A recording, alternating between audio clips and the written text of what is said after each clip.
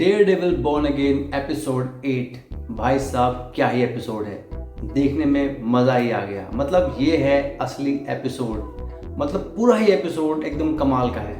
Episode शुरू होता है पॉइंट डेक्स्टर के साथ। दोस्तों पॉइंट डेक्स्टर को एक बार फिर से डेयरडेविल में देखकर अच्छा लगा। जब पहले एपिसोड में इसको दिखाया था, फिर इसको गायब कर दिया, अगले किसी एपिसोड में दिखाया, इसकी बात भी नहीं हो रही थी, तो मुझे कुछ अच्छा नहीं लगा था। मुझे लगा था कि यार एक अच्छा कैरेक्टर है, कहीं इसको ऐसे बस खत्म तो नहीं कर दिया। फिर इसको बस एक एपिसोड के लिए लाए थे बस ये लोग, ऐसा नहीं है। पॉइंट डेक्स्टर वापस आ चुका है और बढ़िया एपिसोड था। दिखाते हैं कि भाई जो पॉइंट डेक्स्टर है उसको आम कैदियों के बीच रखा जा रहा है, जहाँ पॉइंट डेक्स्टर का विरोध करता है, पर उसकी कौन सुनने वाला है। वहीं दूसरी तरफ हमको दिखाते हैं मैट की और हैदर की एक बातचीत चल रही है, जिसमें हैदर को लगता है कि भाई जो विजिलेंटीज हैं वो सभी एक प्रकार के होते हैं, वो सभी अच्छे नहीं होते। उसके बाद मैट के दरवाजे पर आता है बक, विल्सन फिस्क का आदमी, जो कि हैदर को एक इनविटेशन देने के लिए आया है एक पार्टी का। मैट को एक चीज़ पसंद नहीं आती है, वो कहता भी हैदर से कि भाई आप विल्सन से दूरियां बना कर रखिए, विल्सन फिस्क अच्छा आदमी नहीं है, लेकिन हैदर उसकी बात नहीं मानती है। उसके बाद इस एपिसोड में आगे बढ़ते हम देखते हैं कि भाई जो पॉइंट डेक्स्टर है वो मैट से मिलना चाहता है, मैट से बात करना चाहता है किसी बारे में। तो पहले तो मैट उससे नहीं मिलना चाहता है, लेकिन बाद में जब वो जोशी के बाहर जाता है, वहाँ पर जब उसकी जोशी से बात होती है, तो बात के दौरान वो जानता है कि भाई जो फोगी है वो उस दौरान वही बोतल पी रहा था, वही शराब की बोतल पी रहा था जो आमतौर पर मैट और फोगी अपनी जीत के बाद पिया करते थे।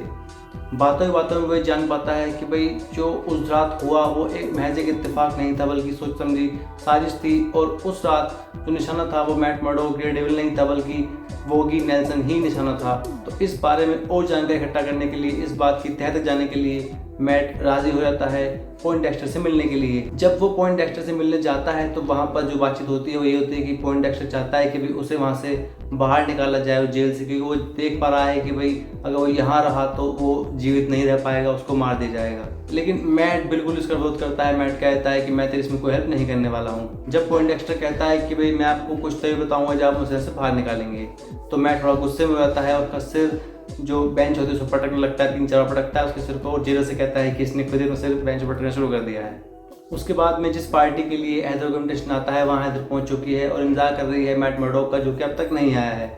वहीं दूसरा हम देखते हैं जब पॉइंट डेक्स्टर को चोट लग गई है तो उसका इलाज चल रहा है जेल के अंदर ही, डॉक्टर्स उसके स्टिचेस वगैरह लगाते हैं। उसके बाद किस तरह से पॉइंट डेक्स्टर अपने दांत का इस्तेमाल करके पुलिस वाले को घायल करता है और वहाँ से निकल जाता है। यहाँ दोस्तों पॉइंट डेक्स्टर जेल से फरार हो गया है।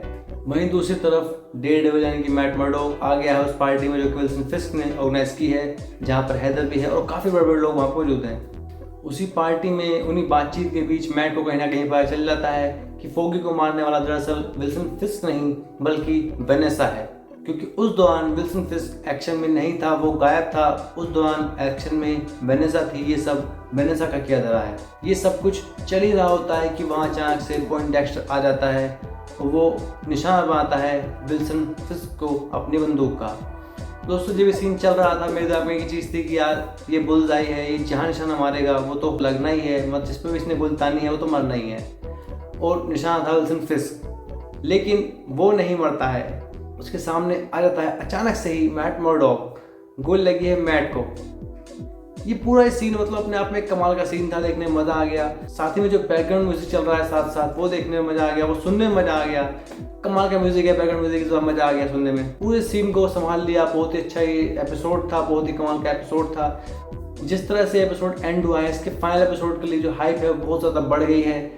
देखने में मज़ा आने वाला है कि भाई क्या होने वाला है डेयरडेविल बॉर्न अगेन के लास्ट एपिसोड में। दोस्तों आगे भी डेयरडेविल बॉर्न अगेन के सारे एपिसोड्स के रिव्यू देखने के लिए सब्सक्राइब कर लीजिएगा सिनेमैटिक आकाश को।